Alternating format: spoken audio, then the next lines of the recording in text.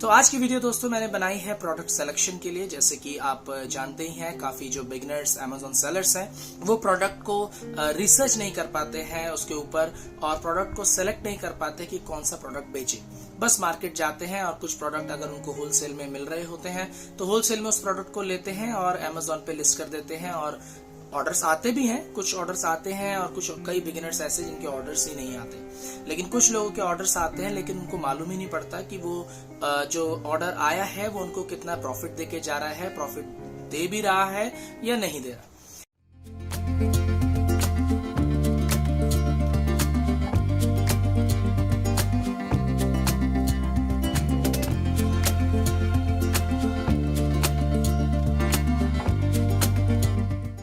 नमस्कार दोस्तों, मैं हूं आपका दोस्त अभिषेक। स्वागत करता हूं आपका मेरे YouTube चैनल अभी सेलर सेंट्रल में, जहां पर आपको Amazon से रिलेटेड या ई कॉमर्स से रिलेटेड या कुछ भी ऑनलाइन सेलिंग से रिलेटेड सारी वीडियोस आपको इस चैनल पे मिलेंगी। यदि आप मेरे चैनल पे नए हैं तो मैं आपसे गुजारिश करता हूं कि आप मेरे चैनल को लाइक करें, सब्सक्राइब करें और बेल आइकन पे जरूर प्रेस करें ताकि आने वाले सभी वीडियो की नोटिफिकेशन आप तक पहुंच पाए। आशा करता हूं कि आप मेरी सभी वीडियो से बहुत कुछ सीख रहे होंगे और अपने बिजनेस में इसको इम्प्लीमेंट कर रहे होंगे, जिससे आपका बिजनेस बहुत ही अच्छे तरीके से ग्रो कर रहा होगा। यदि आप बिगिनर लेवल पे हैं, अमेजोन के बिजनेस को शुरू करना चाह रहे हैं या शुरू कर चुके हैं लेकिन रिजल्ट्स नहीं मिल रहे हैं आपको जैसा आपने एक्सपेक्ट किया था, तो मेरी सभी वीडियोस को आप देखें ताकि आपको समझ में आए कि किस बिजनेस को या अमेजोन बिजनेस को या ऑनलाइन सेलिंग को किस तरीके से करना चाहिए ताकि आपको अच्छे से अच्छे रिजल्ट्स मिले। तो दोस्तों, आज मैं आपको ये बताने वाला हूँ, कुछ पॉइंट्स मैं आपके साथ डिस्कस करूंगा कि आप प्रोडक्ट रिसर्च अगर कर रहे हैं तो कैसे करें, कौन से प्रोडक्ट पे आप फोकस्ड रहें कि ये प्रोडक्ट आपको रखने चाहिए, ये प्रोडक्ट आपको नहीं रखने चाहिए। तो दोस्तों, मैं कुछ प्रोडक्ट आपको बताऊंगा। जैसे कि पहला प्रोडक्ट मैं आपको बताऊंगा फ्रेजाइल प्रोडक्ट्स। फ्रेजाइल प्रोडक्ट्स ऐसे प्रोडक्ट्स होते हैं जैसे कि क्रॉकरी हो गया या कोई कांच का ऐसा प्रोडक्ट हो गया दोस्तों, जो कि हैवी भी होता है और बहुत डेलिकेट होता है, बहुत नाजुक होता है। जैसे कि मैं मान के चलता हूं, अगर मैं कोई ग्लास बॉटल मैं सेल कर रहा हूं और उसकी कॉस्टिंग मुझे 500 रुपीज की पड़ रही है और मैं उसको 1000 नहीं तो 1500 में उसको मैं सेल कर रहा हूं, लेकिन जाते जाते प्रोडक्ट टूट जा रहा है तो वो प्रोडक्ट बेकार हो गया। उसको हम रीयूज भी नहीं कर सकते। अगर हमारे पास रिटर्न आता है तो हम दोबारा से उसको सेल आउट नहीं कर सकते। तो इसलिए ये प्रोडक्ट हमारे लिए, हमारी कैटेगरी के लिए या किसी भी कैटेगरी के लिए काफी रिस्की है। यदि आप उसको अच्छे तरीके से डनिंग नहीं करते, उसके अच्छे तरीके से पैकिंग नहीं करते, तो ये प्रोडक्ट्स हमारे लिए काफी रिस्की हो जाते हैं। दूसरा प्रोडक्ट दोस्तों मैं बताना चाहता हूँ इलेक्ट्रॉनिक प्रोडक्ट। इलेक्ट्रॉनिक प्रोडक्ट्स में भी कुछ ऐसी प्रोडक्ट्स आते हैं जैसे कि मैं एग्जांपल नहीं बता पाऊंगा लेकिन मैं ये जरूर बोलूंगा, कुछ भी इलेक्ट्रॉनिक प्रोडक्ट आप बेचने से पहले हमेशा सोचे कि क्या इलेक्ट्रॉनिक प्रोडक्ट आपको बेचने चाहिए कि नहीं बेचने चाहिए, क्योंकि कई बार फॉल्ट आ जाता है। अमेजोन पे भी कई बार ऐसी रिटर्न पॉलिसीज होती हैं कि with in 7 days, with in 15 days आप रिटर्न करा सकते हैं। तो ऐसे ही इलेक्ट्रॉनिक प्रोडक्ट्स, अगर कुछ भी आपको नहीं मालूम कि कस्टमर उस प्रोडक्ट को किस तरीके से यूज कर रहा है और आपके इलेक्ट्रॉनिक प्रोडक्ट को वो किस वोल्टेज में यूज कर रहा है और कहीं भी उसको प्लग को लगा रहा है, अगर वो फूक गया या कुछ भी उसमें फॉल्ट आ गया या कुछ भी उसमें दिक्कत आ गई उस प्रोडक्ट में, तो वो रिटर्न कर देगा। तो आपको वो भी कॉस्टिंग आपको उधर पड़ेगी। ऐसे ही कुछ ऐसे प्रोडक्ट है जैसे बिग साइज प्रोडक्ट, मतलब कि जिसका डायमेंशन बहुत बड़ा होता है, या हैवी बल्की प्रोडक्ट, वो भी आपको सेल करने से पहले आपको सोचना पड़ेगा। क्योंकि जब आप बिग साइज प्रोडक्ट आप सेल कर रहे होते हो, जैसे कि मैं बीन बैग का एग्जांपल यहाँ पे जरूर लूंगा क्योंकि वो थोड़ा बिग साइज होते हैं, तो आप उसको सेल करने से पहले एक बार उसके लिए जांच लें कि उसमें डायमेंशन कितना होगा, उसकी शिपिंग फी अमेजोन कितनी चार्ज करेगा आपसे, और यदि आप अच्छे मार्जिन पे उसको नहीं बेच पा रहे हैं तो कहीं ना कहीं आपको लॉस देगा।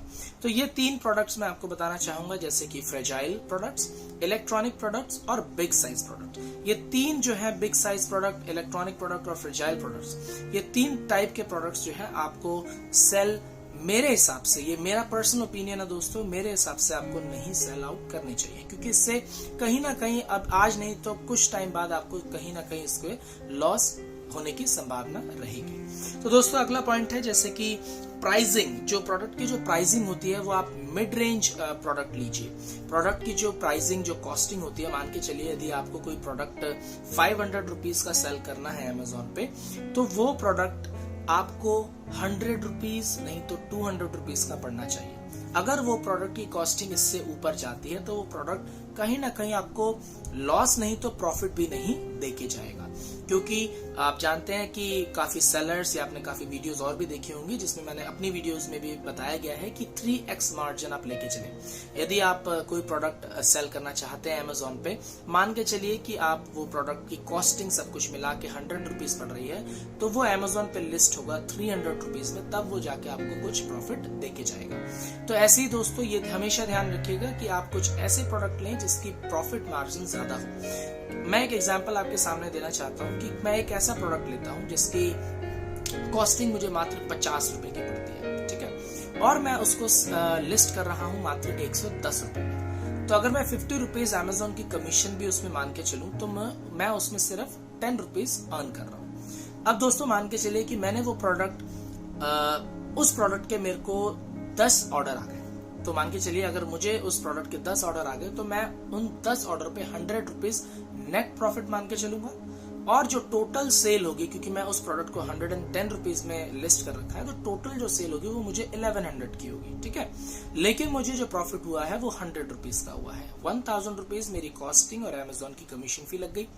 लेकिन अब यहाँ पर कहां पर मैं बिजनेस में लॉस आ रहा होगा, मुझे कहां पर मैं मात खा रहा हूँ बिजनेस में, वो ये होगा अगर मान के चलिए 10 ऑर्डर में से मेरे पास 5 प्रोडक्ट रिटर्न आ गए और उसमें से 5 में से 3 प्रोडक्ट डैमेज हो गए, तो मैं उन 5 प्रोडक्ट को दोबारा से रीसेल तो नहीं कर सकता, क्योंकि उसमें से 3 प्रोडक्ट जो है वो डैमेज हो गए हैं, मैं उसको रिपेयर भी नहीं कर सकता, ठीक है। अगर मैं रिपेयर करता हूँ तो रिपेयरिंग कॉस्ट भी उसमें ऐड हो जाएगी। तो इसलिए वो प्रोडक्ट आप मान के चलिए 50 रुपीज का एक प्रोडक्ट था, अब वो 3 प्रोडक्ट जो है वो डैमेज हो गए। दैट मीन्स कि मुझे अगर मैं सिर्फ कॉस्टिंग निकालूं तो उसमें मुझे 150 रुपीज का शेयर लॉस हुआ है, ठीक है। अब इसी लॉस को क्या हुआ, मैं वहां 10 ऑर्डर में 100 रुपीज के प्रॉफिट में था, लेकिन यहां पर जब मेरे 5 रिटर्न आ गए तो 3 प्रोडक्ट उसमें से डैमेज निकले और 150 रुपीज का मुझे शेयर लॉस हुआ, प्रॉपर नेट लॉस हुआ मुझे। और अब मैं 5 प्रोडक्ट जो मेरे सेल हुए हैं, अगर मैं उसका प्रॉफिट मार्जिन निकालूं तो मैं प्रॉफिट में था 50 रुपीज के, लेकिन मैं लॉस में हूं 150 रुपीज में, क्योंकि मेरे 3 जो प्रोडक्ट हैं वो डैमेज हो गए, प्लस 2 जो मैंने प्रोडक्ट बाकी भेजे थे, 5 प्रोडक्ट मेरे रिटर्न हुए, 2 बाकी के 3 डैमेज हो गए, 2 रह गए, 2 में भी मुझे पैकेजिंग कॉस्ट लगेगी ना 5-10 रुपए की, तो वो भी मेरी जो है कॉस्टिंग उसमें ऐड हो जाएगी। मान के चलिए कि अगर मैं कॉस्टिंग नहीं भी लगाता हूं तो भी मुझे 100 रुपीज का लॉस होगा। तो दोस्तों आप ऐसा प्रोडक्ट सोचिएगा जिससे आपको अगर कुछ रिटर्न भी आता है या डैमेज भी होता है तो आप हमेशा प्रॉफिट में रहें। यदि आप लिस्टिंग कर रहे हैं किसी भी प्रोडक्ट की तो उसमें हमेशा अपना डैमेज परसेंटेज ऐड करके ही उस प्रोडक्ट की एमआरपी और उस प्रोडक्ट की लिस्टिंग प्राइस को मेजर करें और वहां पर उसको लिस्ट करें।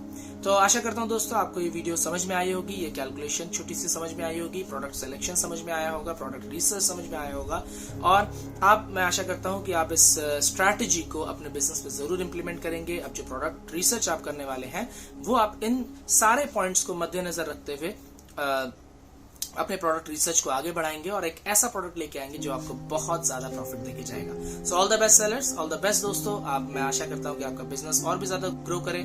God bless you.